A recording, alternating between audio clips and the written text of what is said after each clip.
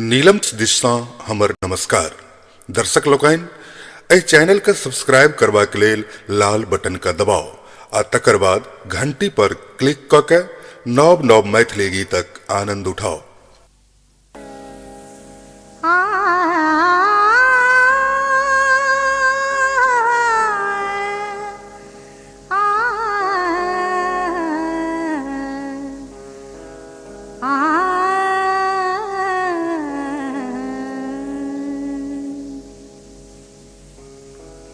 पत्र भेटल बुझल बात लिखने रही,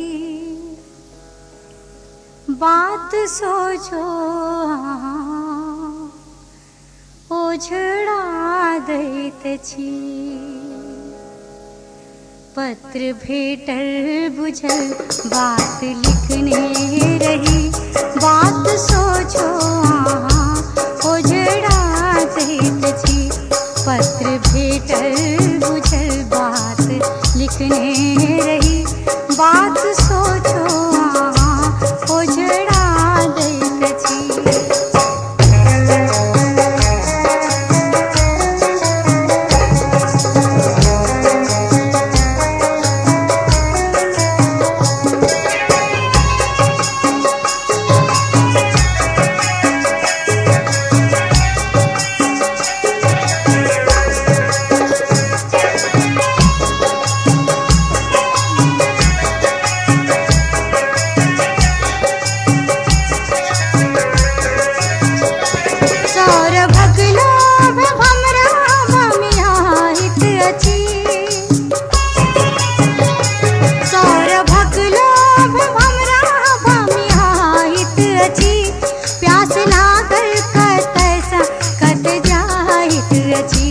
प्यास लागल कतैसा कत जाइत रची, हैत कुसुमो पियासल भ्रमर केर लेल, हैत कुसुमो पियासल भ्रमर केर लेल।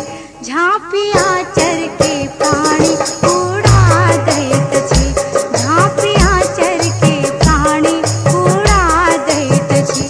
पत्र भेटल बुझल बात लिखने रही, बात सोचो ओझड़ा दैत छी।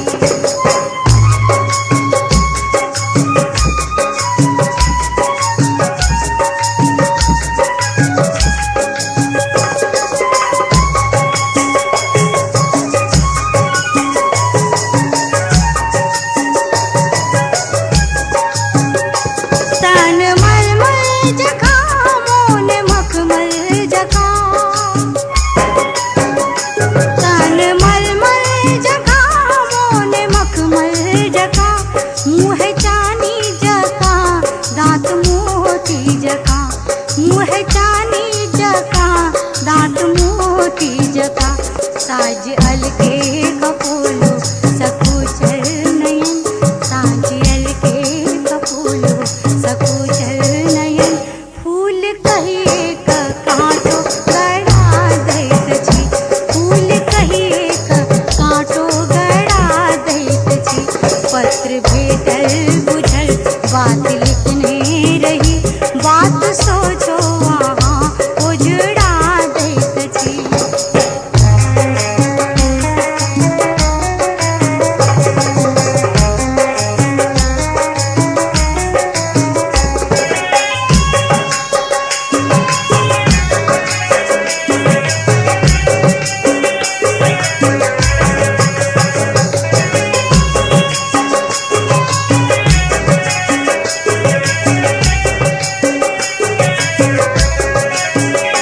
आग गुनने करे पाछ सुनने करे,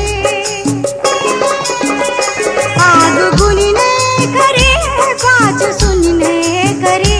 काज तक रेखा गए मुन व्यर्थ दुखे, काज तक रेखा गए मुन व्यर्थ दुखे। ठीक सोना कयो बन से चारिये